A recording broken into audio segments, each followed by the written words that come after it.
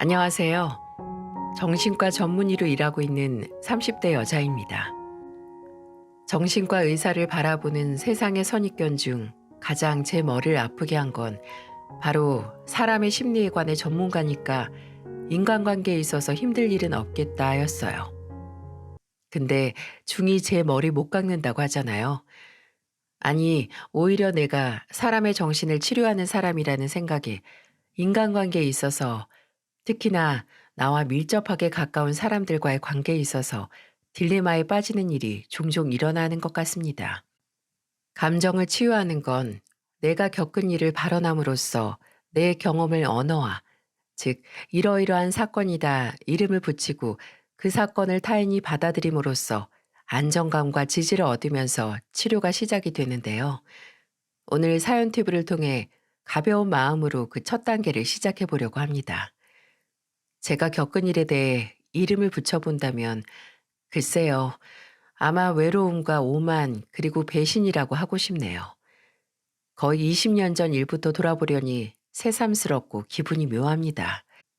고향인 광양에서 서울에 있는 의대에 붙어서 엊그제 고등학생이었던 저는 혼자 서울에서 자취를 시작했거든요. 아버지께서는 고향에 있는 제철소에서 근무를 하셨고 어머니는 지금은 은퇴를 하셨지만 그 당시에도 간호사로 활발히 활동을 하셔서 자취할 때 부모님의 도움을 받을 수 있었지만 그래도 정말 내 집이 아닌 곳에서 가족들과 떨어져서 학교를 다닌다는 게 그 나이 때는 하루하루가 외로움과의 싸움이더라고요. 그리고 의대는 정말 상상 이상으로 시험과의 전쟁이기도 했고요. 전국 고등학교에서 웬만해서는 전교 등수에서 헤엄을 치던 애들이 대서양과 같은 대학에서 만나 짠물 마셔가며 레이스를 하는 거니까 움직이던 팔다리를 멈춰버리면 그대로 나 혼자 바다 한가운데 가라앉는 거거든요. 그래서 1학년 1학기 때는 그냥 부모님께도 전화를 못 걸었던 기억이 있네요. 전화를 해서 부모님 목소리만 들어도 그냥 눈물이 났거든요. 근데 멀리 사는 딸이 울면 부모님 마음이 얼마나 아프겠어요? 근데 그렇게 밥 먹고 잘 시간도 없이 한 시험이 끝나면 다시 다른 시험이 기다릴 정도로 바쁘면 사람이 외로움이라는 감정을 잊고 못 느낄 법도 한데 참 유약하게도 수백 명이 들어있는 도서관에서 가만히 앉아 공부를 하다 보면 미칠 듯이 공허해질 때가 가끔 있었어요. 뭔가 나 자신이 넓은 바다 위를 떠도는 닷없는 배라는 생각이 들곤 했거든요. 지금이야 나도 참 공부하기 싫어서 괜히 감성적으로 딴 생각을 했구나 하지만 그때는 쉴 수 있는 심적인 선착장 같은 곳이 필요했어요. 그리고 그때 제 선착장이 되어준 게 바로 남편이었죠. 남편은 같은 학교 경제학과 학생이었어요. 그 당시 친했던 동기의 동네 친구였는데 기말고사 끝나고 있던 뒤풀이에서 만나게 돼서 친해졌었죠. 삼수를 했다고 해서 그냥 나보다 나이가 많은 그래서 그런지 여유로워 보이는 학생이었는데 말도 재밌게 하고 매너도 있고 무엇보다 사람을 편하게 해주는 특유의 낮고 부드러운 목소리 때문에 이상하게 그 사람하고는 계속 대화를 하고 싶은 생각이 들더라고요.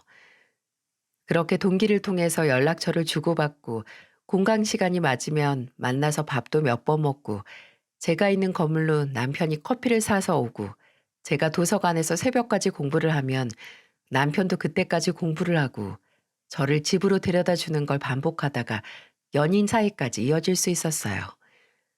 지금도 인정할 수밖에 없는 게 그때 제게 남편이라는 존재는 의과대학 6년의 시간을 버틸 수 있게 해준 휴식처 같은 사람이었어요.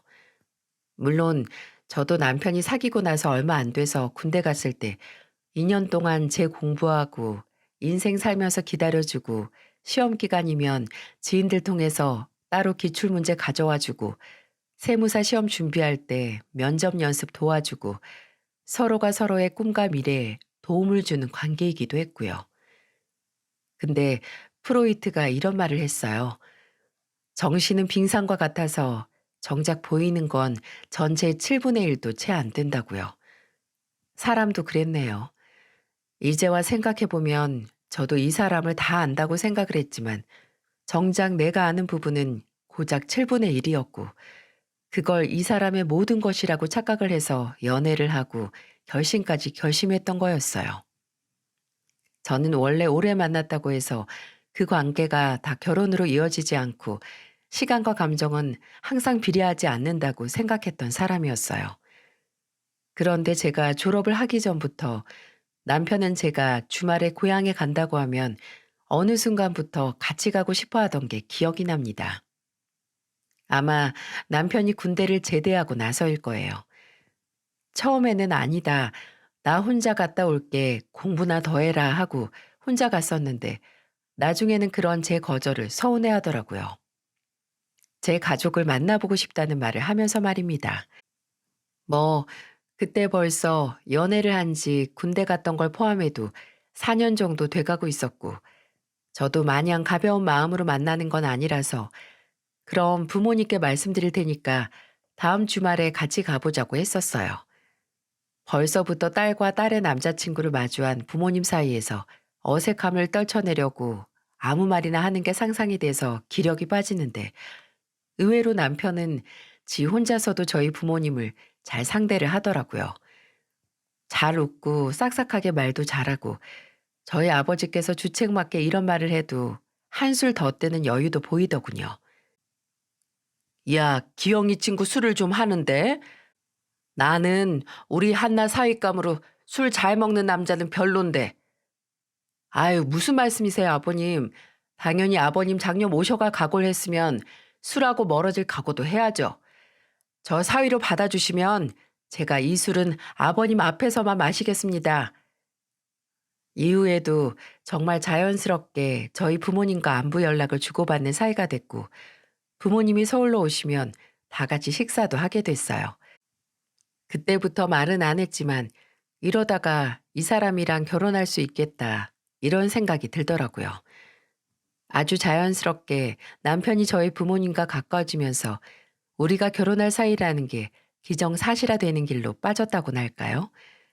그리고 그게 신호탄의 역할을 하기 시작했습니다. 그때 저는 인턴 과정 1년을 마치고 레지던트 과정을 밟고 있었는데요. 그때는 저도 바쁘고 남편도 세무사 시험 패스 후 본인 아버지가 운영하는 세무사에 들어가 적응하느라 많이 만나지 못했었어요. 근데 일주일에 하루 이틀 잠깐 만날 때마다 이상하게 남편의 휴대폰이 자주 울리는 겁니다. 근데 남편은 받자마자 별말 안 하고 그냥 끊고 나중에는 아예 받지도 않고 전화를 끊더라고요. 신경이 쓰여서 누구냐고 하니까 본인 어머니라고 하네요. 사실 엄마께서 내가 한나 너희 부모님 만난다는 걸 알게 되셔서 내가 너희 부모님 찾아뵈니까 너도 우리 집 와서 인사드려야 하는 거 아니냐고. 근데 신경 안 써도 돼.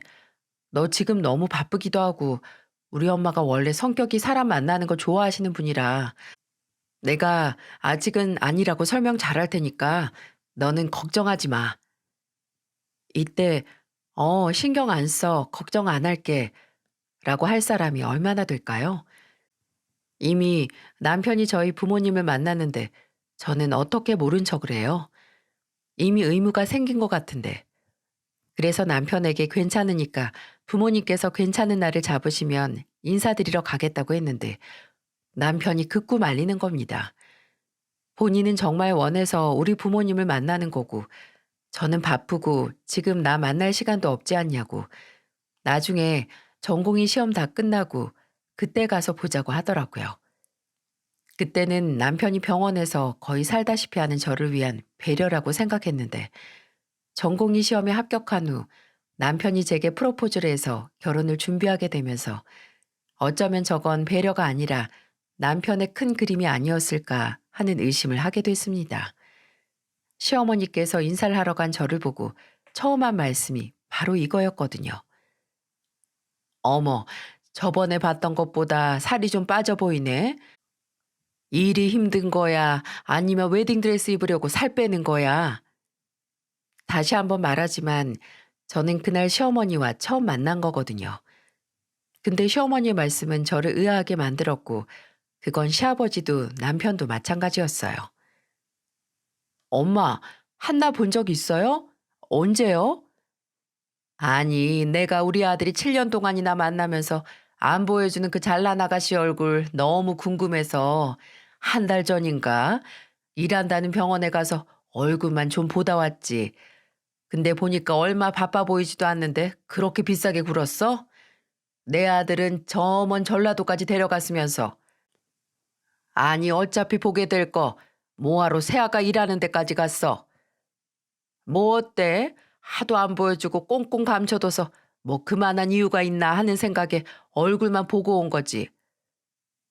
저는 여기서 미래의 며느리가 될지도 모르는 사람의 얼굴이 얼마나 궁금했으면 직접 일하는 곳까지 몰래 찾아와서 얼굴을 보다 갔을까 하는 마음보다도 우선 소름이 끼치더라고요.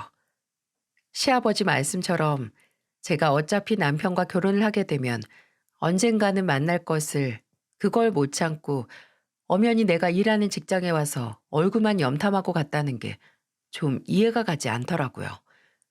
그리고 이후에도 시어머니는 듣기에도 부담스러운 얘기를 하셨는데요. 내가 딸이 없고 아들만 있거든. 이 집안 유전자가 유별나서 우리 친정 동생들 자식들도 죄다 아들 바치고 시댁도 시커먼 아들들밖에 없어.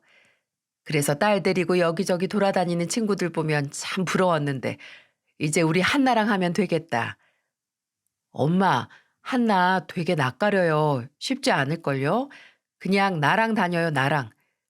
됐다, 됐어. 얘, 아무리 시자 붙어도 나도 같은 어머니인데 사부인한테 하는 거랑 비슷하게만 하면 되지. 뭐가 어렵다고 그래? 그치, 한나야? 거기서, 아니요, 너무 어려운데요? 라고 말하고 싶었지만 그냥 웃어 넘겼어요. 그런 사람들 있잖아요. 그냥 같은 공간에 있는 것만으로도 기가 빨리는 그런 사람이요. 왜 그렇게 시아버지께서 말수가 없으셨나 했는데 가만 보니 시어머니께서 시아버지의 말수까지 모조리 흡수해가는 거라고밖에 설명이 안 될 정도였습니다. 또 제게 정신과 전문이면 정신에 문제 있는 정말 토시 하나 안 틀리고 이렇게 표현을 하셨어요. 정신병자들 만나는 거 아니냐며 너무 위험한 환경에서 일한다고 호들갑을 떨기도 하셨습니다. 말이 많아도 그냥 듣기 좋고 선 넘지 않는 말을 하면 그러려니 하는데 어째 입에서 나오는 수천 가지 단어와 문장들이 대부분 사람을 불편하게 만드는 말뿐이더라고요. 그리고 시어머니의 그 공포의 말재주는 여기서 끝나지 않고 상견례 자리에서도 폭발을 했습니다. 우리는 시어머니도 아들만 넷을 낳으셔서 이 사람이 둘째 아들이고 다른 형제들도 결혼해서 죄다 아들만 낳았어요. 동서 하나가 딸을 하나 낳긴 했는데 그것도 위로 아들 둘 낳고 낳은 거고요. 심지어 저도 오빠 하나에 남동생만 둘인데 어째 뭐 유전자가 특별한 건지 그렇게 낳았다 하면 다 아들들이더라고요. 아직도 기억이 납니다. 시어머니는 상견례 자리에서 냅다 호구 조사를 하기 시작하셨는데 그게 저희 아버지나 어머니 형제 자매들 성별이 어떻게 되는지 물어보시더군요. 뭐 못 알려줄 것도 없지만 부모님께서는 어리둥절해 하면서도 다 말씀을 해주셨고요. 근데 그 얘기를 듣자마자 우리 집은 이렇다, 이렇게 아들이 많다 얘기를 하시는 겁니다. 목구멍 끝까지 뭐 어쩌라고요? 라는 말이 입천장을 툭툭 두들겼지만 차마 말은 못하고 가만히 있었는데 시어머니가 아들 낳는 유전자 운운하면서 결론 지은 이야기는 그러니까 만약 애들 결혼해서 아들 못 낳으면 그 문제는 우리 쪽엔 없다 이거죠. 기함을 했습니다. 본인 집안은 대대로 아들만 낳는 집안이니 만약 제가 아들을 못 낳는다면 그 문제는 다 우리 집안의 책임이라는 말을 어떻게 상견례 자리에서 활짝 웃으면서 할 수 있는 건가요? 저도 어이가 없고 솔직히 발언 자체가 좀 무식해 보여서 표정 관리가 안 됐는데 남편은 최대한 좋게 웃으면서 아이 우리 엄마 또 아들 집안 자부심 자랑하시네요. 진짜 병이라니까요 병. 하면서 넘어가려고 하고 옆에 있던 시동생까지 엄마 그건 아니야 라고 고개를 절레절레 저었어요. 근데 저희 어머니께서는 그냥 좋게만 넘어갈 수 없으셔서 똑같이 활짝 웃어주시며 이렇게 말씀하셨어요. 어머, 우리 사부인께서 학교 졸업하신 다음에는 영 책은 안 읽으셨나 봐요. 뭐 딸이니 아들이니 특정 성별이 잘나는 유전자는 따로 없고 예전에 아이 성별은 아버지 쪽에 의해서 결정된다는 연구 결과가 있는데 요새는 세상이 좋아져서 따로 전문 서적 안 읽어도 인터넷에 정보가 많으니까 한번 찾아서 읽어보세요. 아마 지금까지 사부인께서 생각하셨던 거랑은 영 딴판이고 딴 세계 얘기라서 재밌으실 거예요. 시어머니는 이 말에도 그래도 다 환경 따라가서 아들이 많은 집은 아들이 나온다 라고 고집을 부리시더군요. 근데 여러분, 참 아이러니한 이야기 해드릴까요? 이렇게 전형적으로 딸보다는 아들이라고 주장하는 시어머니가 계시는데 저는 결혼 후 딸 2명을 낳았습니다. 저희 애들은 지금도 할머니를 별로 안 좋아해요.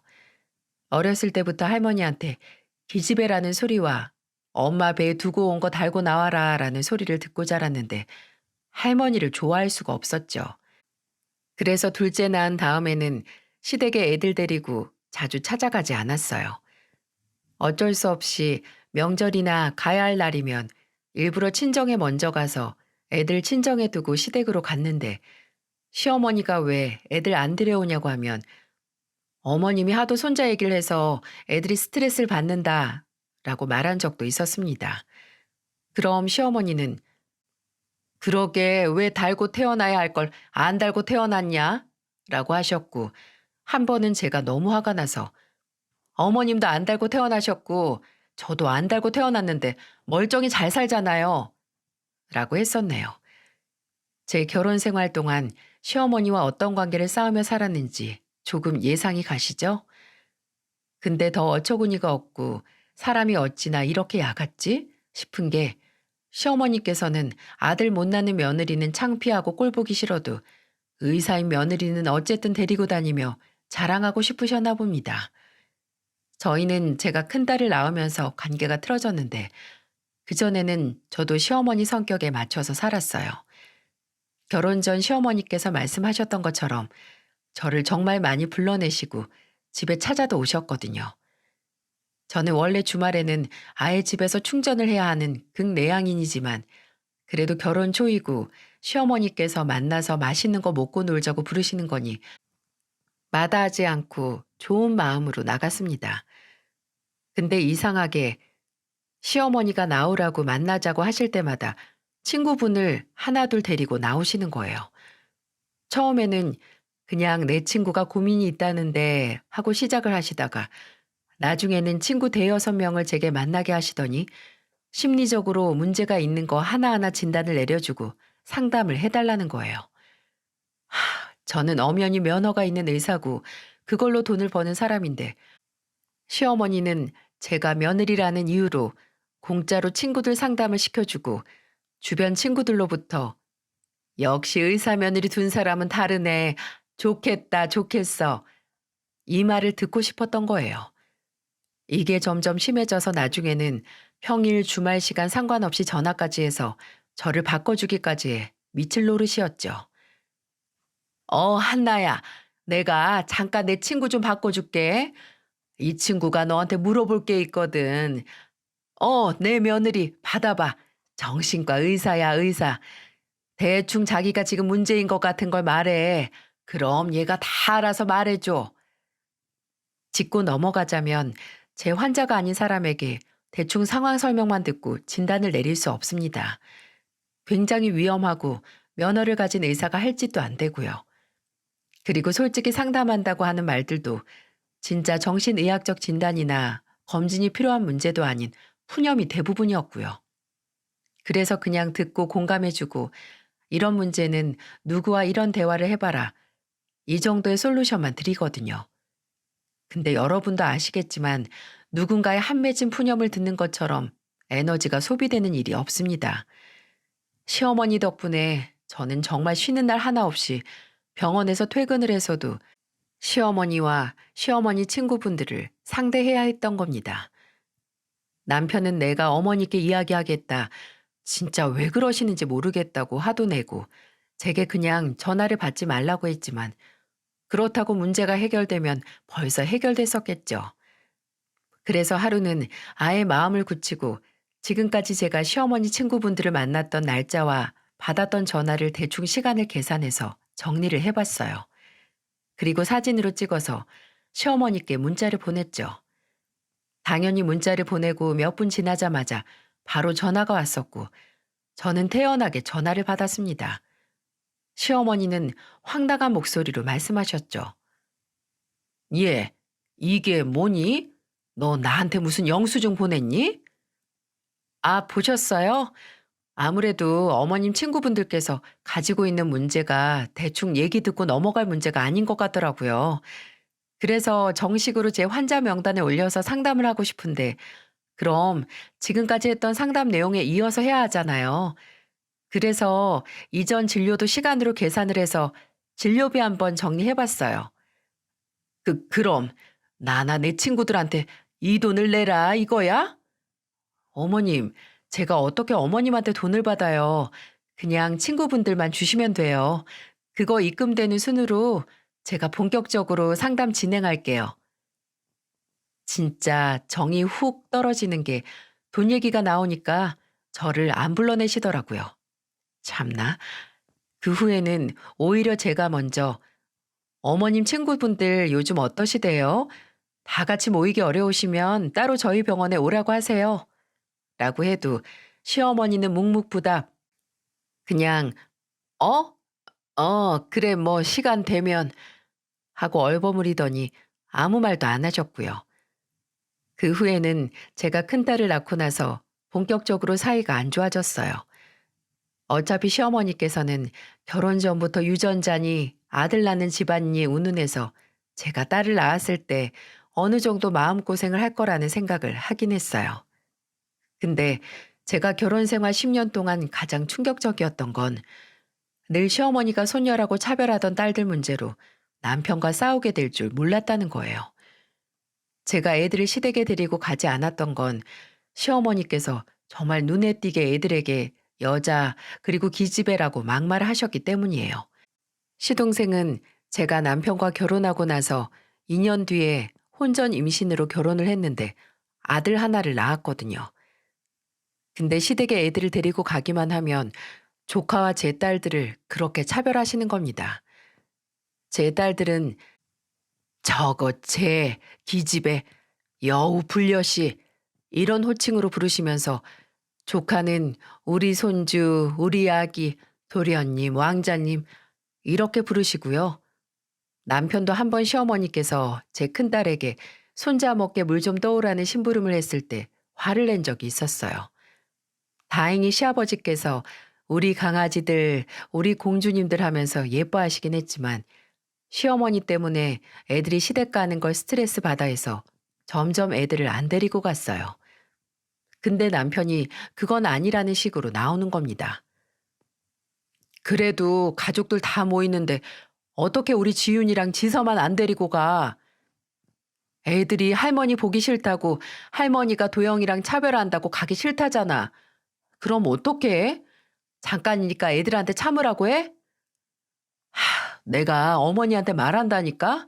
그러시지 말라고 몇 번을 말했었는데 고쳐졌니? 됐어. 당신 어머니 말로 한다고 해서 고쳐질 뿐 아니야. 그냥 애들 안 데리고 가는 편이 나아. 너도 참 극단적이다. 정신과 의사 하면서 어떻게 대화로 풀어볼 생각을 안 해? 정작 생각을 고쳐 먹어야 할 사람이 그럴 의지가 없는데 의사가 환자 입 열어 밥 떠먹일 수도 없는 노릇이잖아. 안 그래? 이런 대화를 몇 번 하면서 저와 남편 사이에도 감정의 골이 생기기 시작했죠. 그리고 한 번은 제가 친정아버지께서 입원을 하셔서 애들을 데리고 고향에 간 적이 있었어요. 근데 그걸 혼자 집에 있던 남편에게서 들은 시어머니가 제게 득달같이 전화를 해서 화를 내시더라고요. "너 애들 데리고 광양 갔다며? 흥, 너도 참 딸들 데리고 유세 떤다. 같은 서울에 사는 우리 집에는 애들 안 데리고 오고 그 먼 광양까지 애들 데리고 가서 친정 부모님한테는 애들 얼굴 보여주니?" 이번에 오랜만에 친정아버지 문병차 애들이랑 갔어요. 그리고 저희 부모님은 우리 지훈이랑 지서한테 기집애나 불려시 같이 듣기 싫은 소리 안 하세요. 참나? 아니 기집애를 기집애라고 하고 불려시를 불려시라고 하지 그럼 뭐라고 하니? 그리고 너는 애가 실속이 없이 먼 곳까지 갔다 왔으면 오는 김에 뭐라도 하나 사오든가 해서 가져와야 하는 거 아니니? 너네가 떡 좋아하는 것도 알면 모시떡이나 한 박스 사오던지 아니면 나 단호박죽 좋아하니까 거기서 밤호박이나 몇 덩어리 사오던지 하지. 너 참 여러모로 마음에 안 든다. 내가 그래도 너 의사 간판 달고 이래서 맞춰주려고 하니까 아무리 생각해도 영 아닌 것 같다는 생각 안 드니? 야, 너만 사자야? 내 남편도 아들도 사자야 사자. 세무사.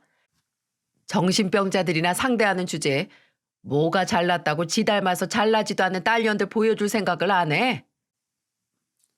아무리 생각해도 제가 상대하는 정신병자는 시어머니 한 사람인 것 같지 않나요? 심지어 시어머니에겐 어떤 임상치료도 효과가 없을 것 같고요. 저렇게 이해도 못할 말을 바락바락 지르는 시어머니께 더 할 말도 없었고요. 그냥 어머님이 그렇게 말씀하시니 아무래도 친정에 한 번 더 다녀와야겠네요. 가서 맛있는 거 많이 사서 보내드릴게요. 라고 했습니다. 저는 시어머니 이런 행동이 이제 놀랍지도 않고 당황스럽지도 않았어요. 이미 저 사람이 그런 사람이라는 걸 알아서 어떤 기대도 하나 남아있지 않았거든요. 제가 충격을 받았던 건 이 얘기를 시어머니를 통해 전해 들었다는 남편이 제게 한 말이었어요. 너는 꼭 뭐든 따지고 넘어가야 돼?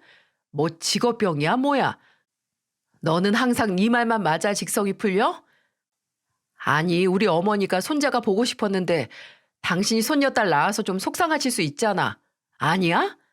그냥 좀 이해하고 넘어가면 안 되냐고. 말은 바로 해. 나 혼자 낳은 게 아니라 당신이랑 나랑 같이 만들어서 낳은 게 손녀였던 거야. 근데 아들 못 낳고 딸 낳았다는 구박은 나만 들었고 오로지 내 탓인 것 마냥 당신 요즘 왜 이래?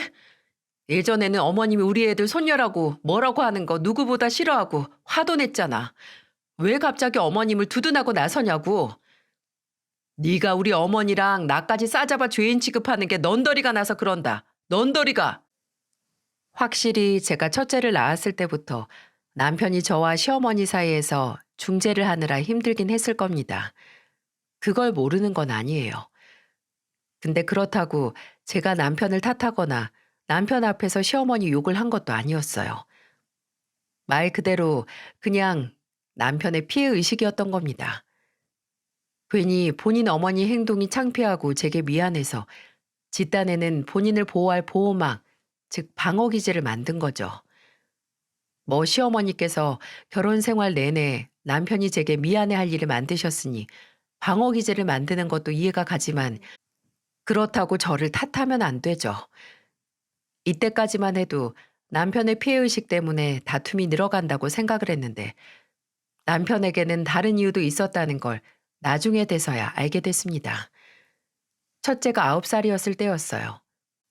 아마 모든 유부녀들의 악몽 중 하나가 아닌가 싶습니다. 남편이 더러운 술집에 갔다 온 증거를 마주하는 거 말입니다. 남편 아이디로 공유하는 스트리밍 사이트 비밀번호를 잊어버려서 비밀번호 변경을 위해 남편 휴대폰으로 인증번호를 받아야 했거든요. 그래서 남편 휴대폰에서 문자 내역을 확인하는데 안 읽은 메시지 중 카드 내역서가 있더라고요. 근데 그 금액이 무려 80만 원인 겁니다. 일시불로 꽤 큰 돈을 써서 뭐지 싶어서 봤는데 딱 보기에도 안 좋은 촉이 오는 상호명이 보이더라고요. 안 좋은 예감에 인터넷을 뒤져 그 상호명이 뭐 하는 곳인지 알아보는데 역시나 유흥주점이었습니다. 저는 불같이 화를 냈죠.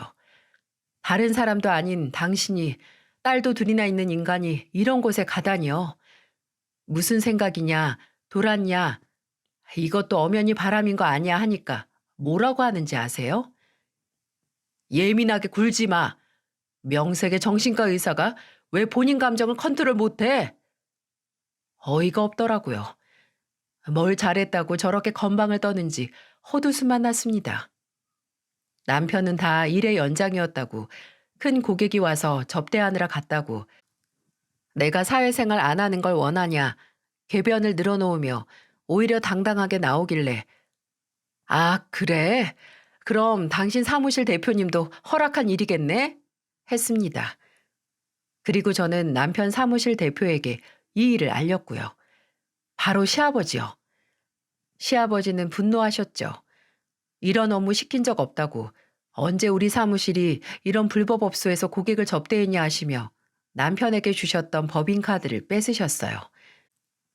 그걸 어떻게 며느리가 시아버지에게 알리냐고 했고, 시어머니는 뭐든 그냥 넘어가는 법이 없이 너는 늘 문제를 만든다고 했지만, 말이 되나요?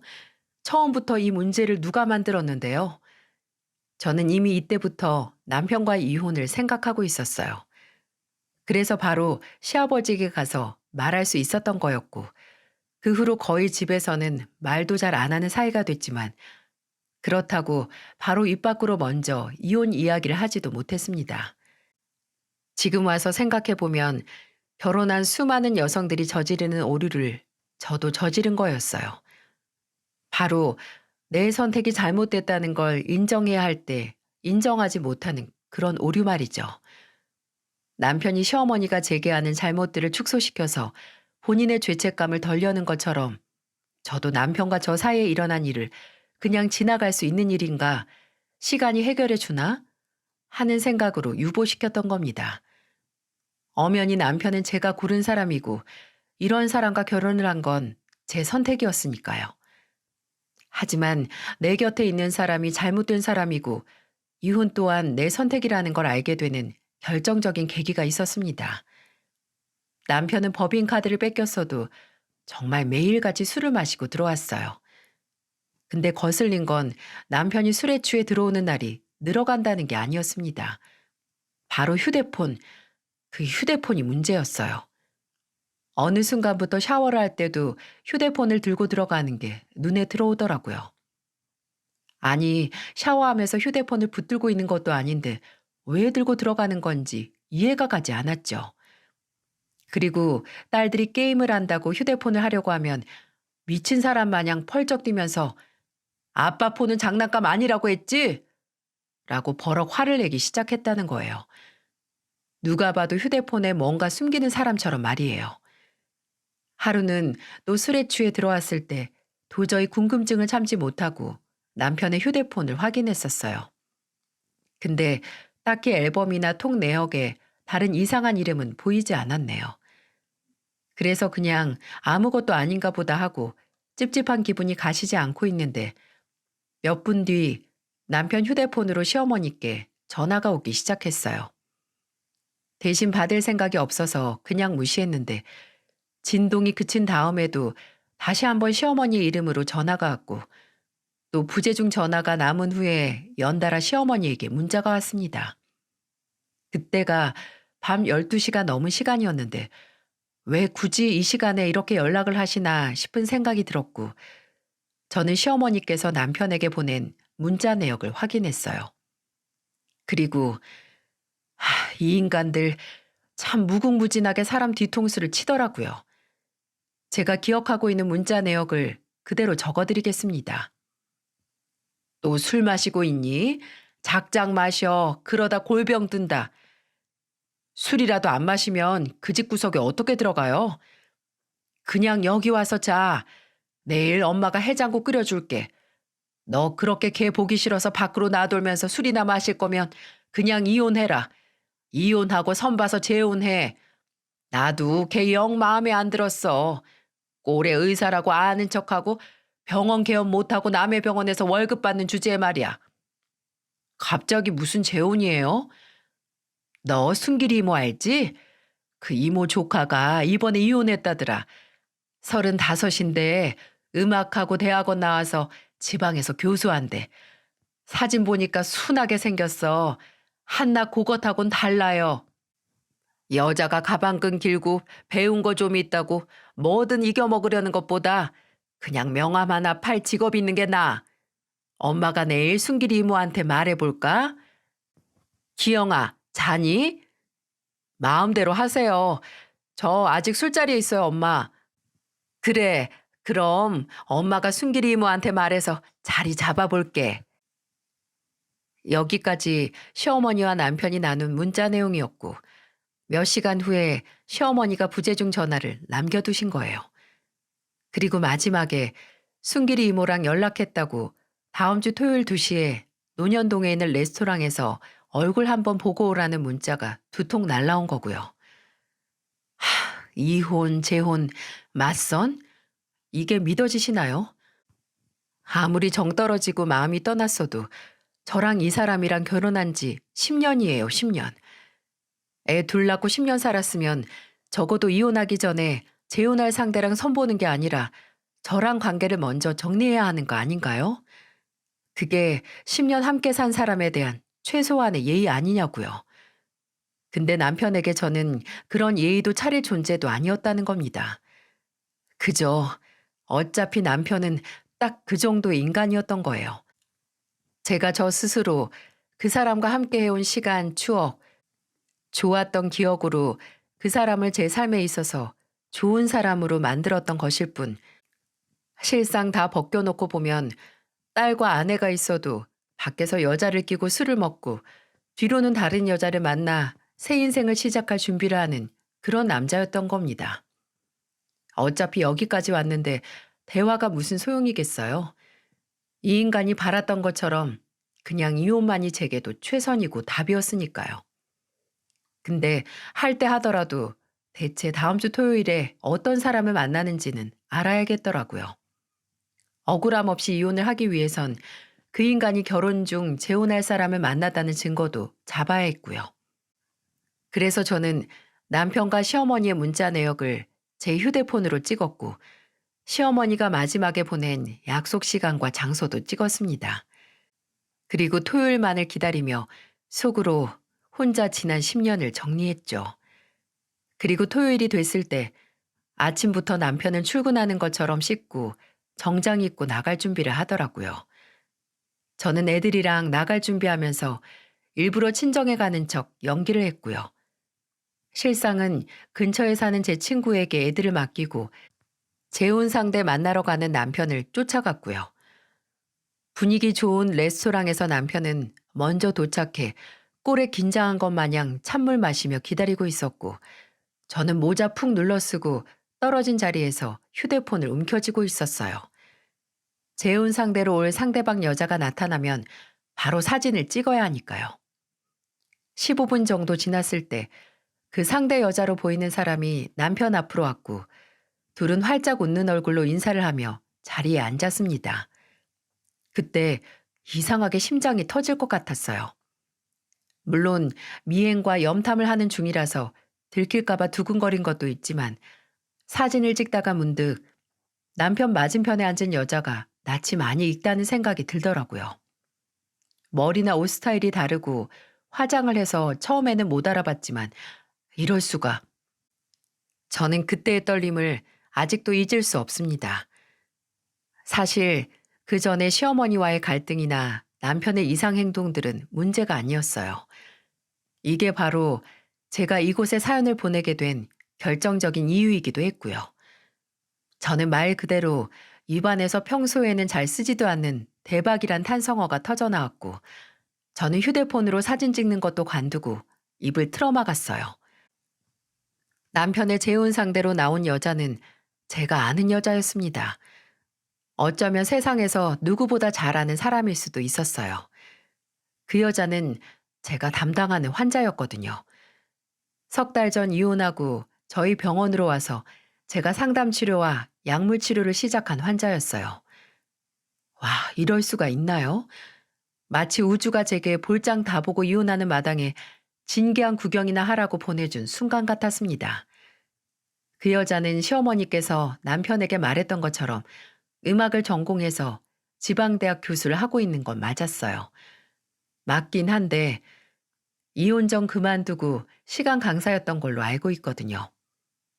그 여자는 이혼 소송을 하는 와중에 저희 병원에 왔는데 원래 음악을 전공한 만큼 예전부터 소리에 민감했다고 해요. 뭐 강박까진 아니었다는데 그 증상이 결혼 후 지금은 이혼한 전 남편과 살게 되면서 심해졌다고요.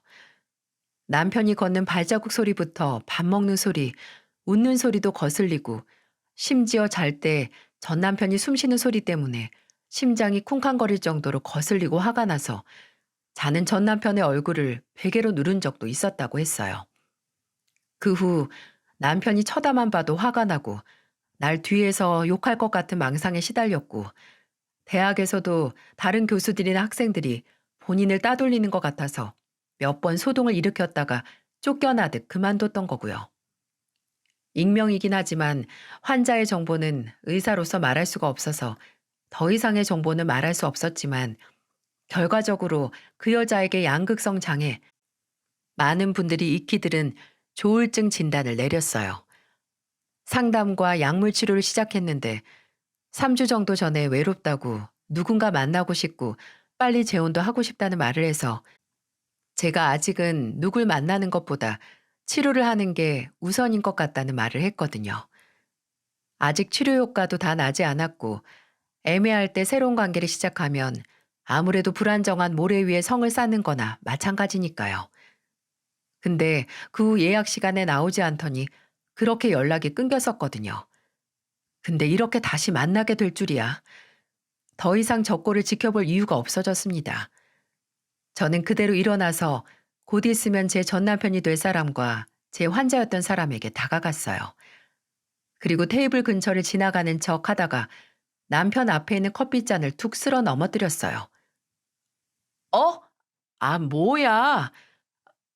괜찮으세요? 순식간에 두 사람의 시선이 제게 쏠렸고 저는 속 시원하게 미소 지으며 말했습니다. 요새는 이혼하기 전에 재혼할 상대 먼저 구해놓고 이혼하는 게 유행인가 봐. 어, 어, 어. 말하는 법을 까먹은 천치같이 남편은 저를 보자마자 어버버거리며 말을 못하더라고요. 여기서 저를 여보라고 부르면 앞에 앉은 여자에게 아직 이혼 전이라는 걸 들킬 테니까요. 이놈에게는 이제 볼장이 없었고 저는 예전 제 환자였던 여자에게 눈을 돌려 말했어요. 안녕하세요, 지연 씨. 나 기억하죠? 어머, 선생님. 네, 오랜만이에요. 왜 요즘 병원 안 오시나 했는데, 주연 씨, 제가 아직 다시 재혼을 목적으로 누굴 만나는 건 시기상조라고 했잖아요. 심지어 이런 고물이나 다름없는 인간이랑, 네? 선생님, 기영 씨를 아세요? 그럼요. 제가 썼던 물건이거든요. 제 남편이에요. 네? 남편이요? 전 남편이 아니고요?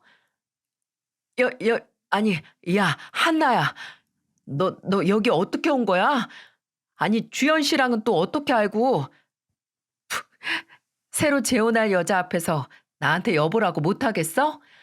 내 환자였어, 주연 씨. 이건 순길이 이모가 말씀 안 해주시든? 걱정 말아요, 주연 씨.